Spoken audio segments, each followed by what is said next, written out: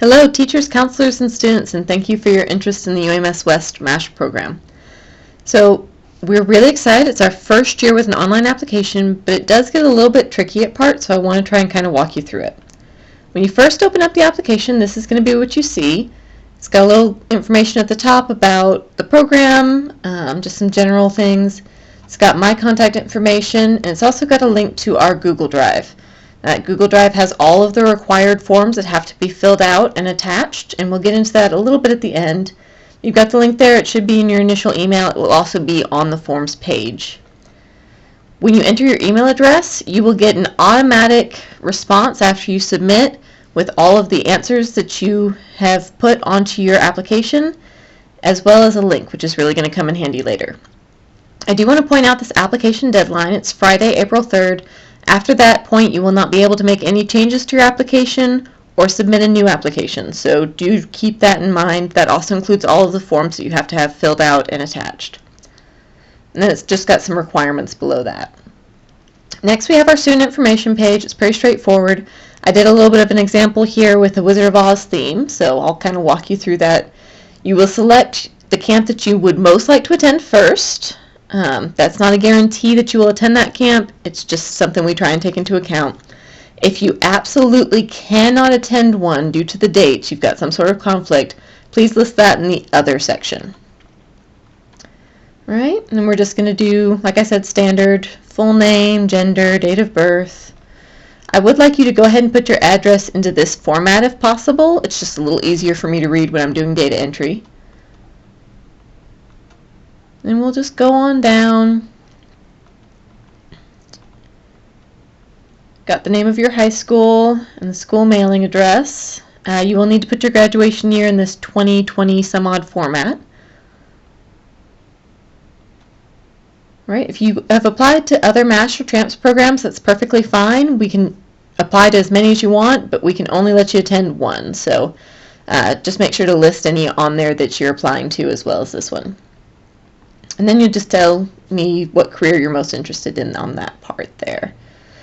We do ask that you let us know about any medical conditions. It's not going to have any effect on your application whatsoever. We just ask you for safety purposes. We're also going to be feeding you 2 meals a day, so it is really important that you list those food allergies, dietary restrictions, and update us if that changes before the program. We've got your t-shirt size. The scrubs do run quite a bit larger than normal, so I would go down at least one size. If you're already kind of in the wrong size, go down 2. And then your guidance counselor's information goes there. Next is the short answer section, so you'll just do about a paragraph for each of these.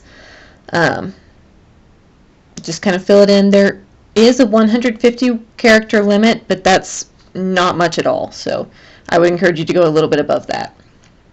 Next, we have the essay section.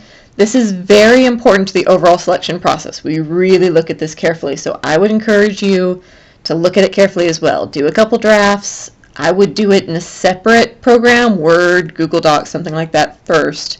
Make sure you've looked it over, edited it, and then enter the final product here when you're ready to submit. It doesn't have to be quite this length, but it should be an essay length at least. Acknowledgements and agreements. So this is basically just you agreeing to abide by the rules of the program, to attend the full event, which is 10 days. We do 2 weeks just during the weekdays. And then this is where it gets a little bit tricky. So this is the signed forms. Like I said, again, here is another link to the same drive. And what you're going to do as a student, so students, you're going to upload your signed policy pages. So in this drive, we have a Word version and a PDF version of all of the forms. The Word version you can print out and just kind of sign the old-fashioned way and then scan it back in. I do not accept photos of those forms though, so please don't take a photo on your form and try and send that. If you do use the PDF form though, it has the ability to edit it on the computer, so I want to kind of walk you through that. First, you'll download the form. Then when you hit this, you can't really edit it still. But if you go into your file and actually go to your downloads and pull the page up, you get it in this format, and you can hit, it's going to say add signature, but you can just type. Okay, and so wherever you need a text box, you just type that there. And then some of them will actually already have it highlighted. It'll just kind of pick it up on its own. If it doesn't, though, like I said, all you have to do is double click, and then you can type. And we do accept that as a signature, just like a written signature would be. Okay. So students, you will fill that part out, those 3 pages, and you will upload them here. So you'll just hit add file, drag and drop.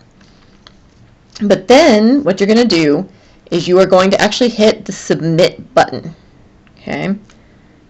So when you submit, it will allow you still to edit, and that's very important. Like I mentioned, it is going to send you an email. So let me just kind of show you what that looks like. So this is the email you get when you submit it, and it's also got this link. So you could just click that, and it will open it back up to your same application. Okay. So when you're ready, you can go in, hit edit your response, and then you're just going to go up. You notice here it says you're editing your response. Sharing this URL allows others to also edit your response. So you'll just take this URL, and you will copy it and paste it into an email to your counselor. Okay, and I'm just kind of giving you an example here. So please find my MASH application at the link below. If you wouldn't mind submitting the counselor recommendation form and the teacher recommendation letters, I would greatly appreciate it. So that gives them access to your form. Okay. So then what your counselor can do, counselors, this one's for you, just come down, hit next.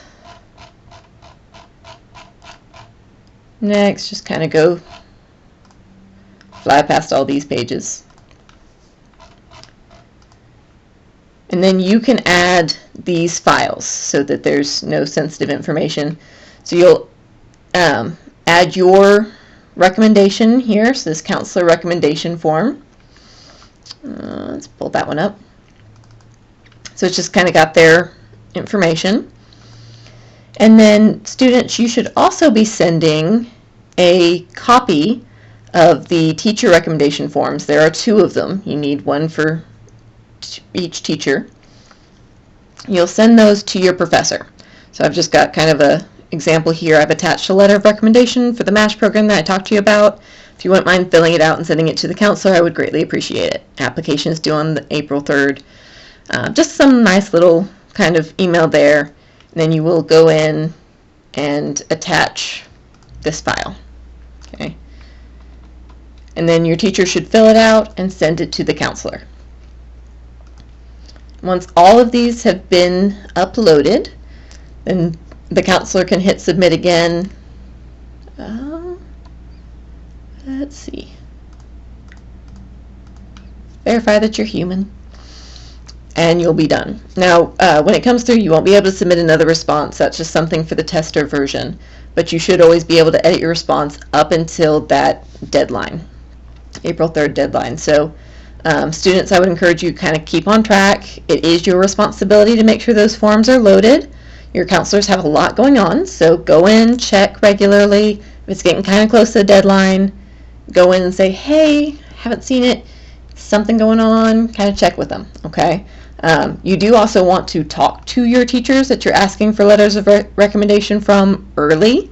Don't give this to them the day before it's due, okay? And let them know that you are going to be sending that to them ahead of time. If you have any questions at all, like I said, my email and phone number are on the application. I will be happy to answer them for you.